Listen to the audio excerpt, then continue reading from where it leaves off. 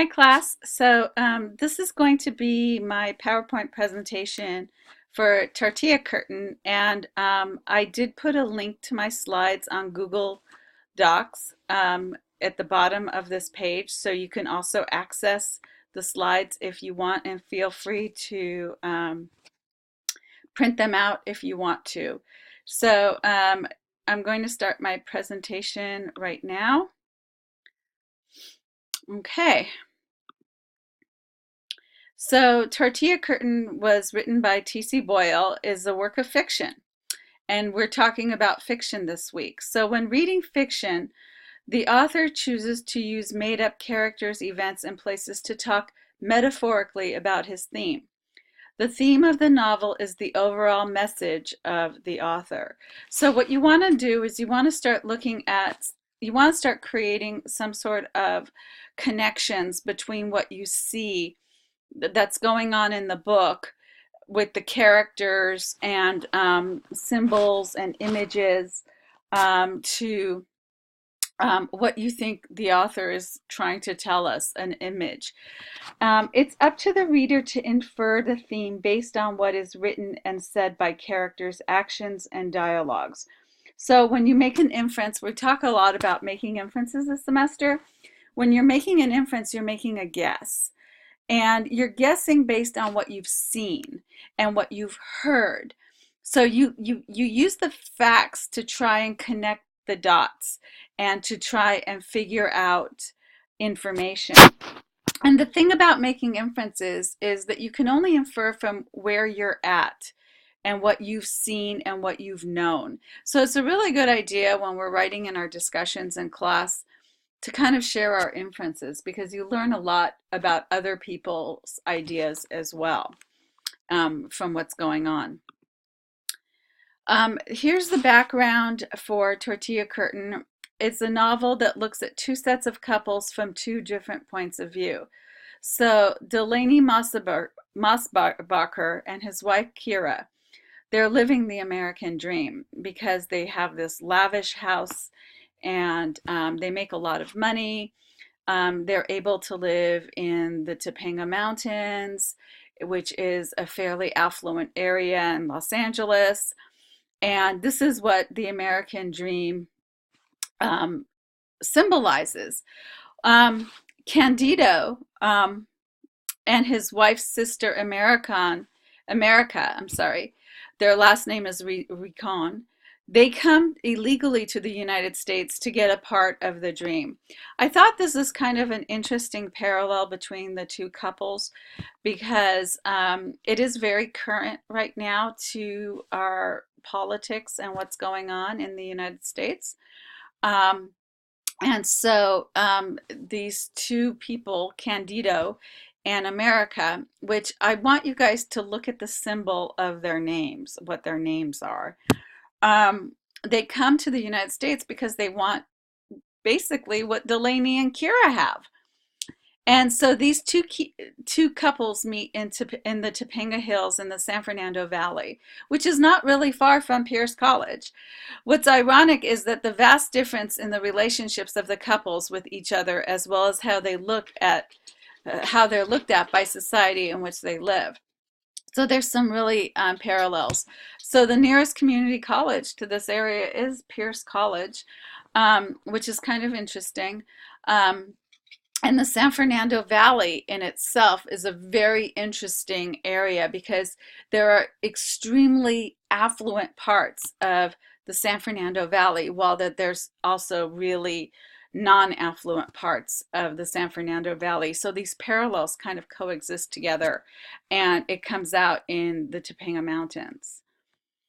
What you should do as a reader is, as you're reading the dialogue and the actions of the characters, think about what inferences you can make about the American dream.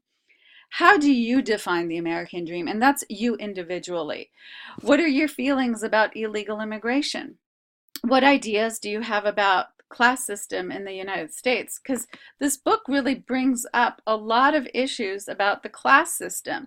And part of the American dream is not to have a class system. So it's very interesting. that we ironically do, but the American dream is that, it's supposed to be open valve for everyone to succeed and to win. So I want you to think about these questions. How does Delaney change in the novel, or do you think he does at all?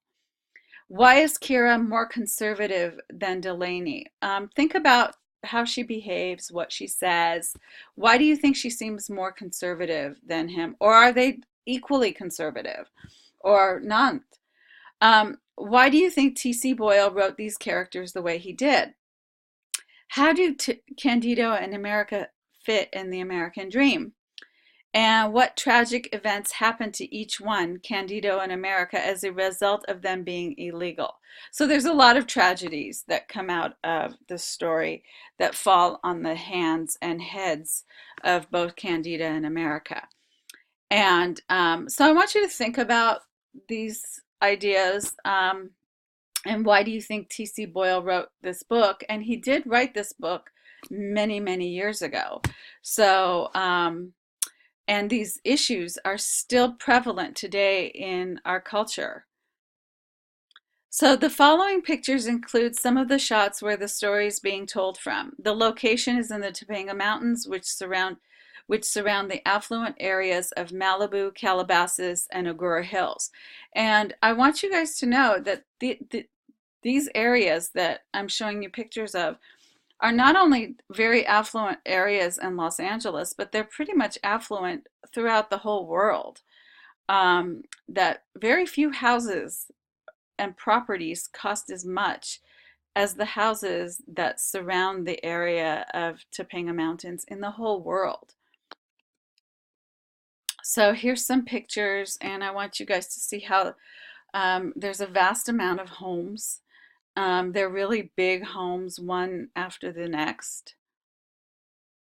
And this is Malibu Canyon.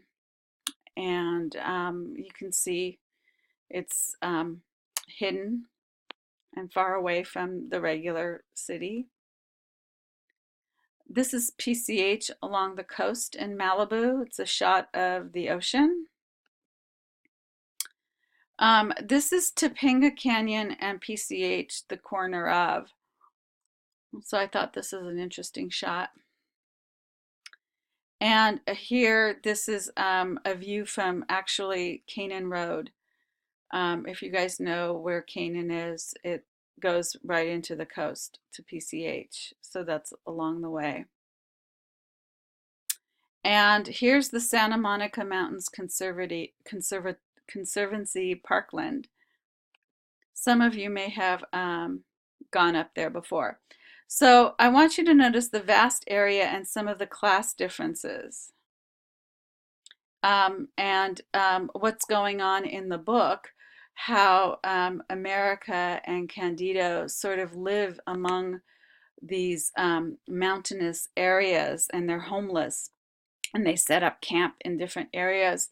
And this is kind of current right now, where we are seeing a lot of homelessness in Los Angeles and in these areas. And I want you to think about how this book was written about 15 years ago, and the same exact issues that come up in this book, which is one of my reasons for teaching it, are coming up right now, currently, in our society, maybe more so, and how we've seen so many camps in Los Angeles, and particularly the affluent areas as well, and particularly the Topanga Mountains as well.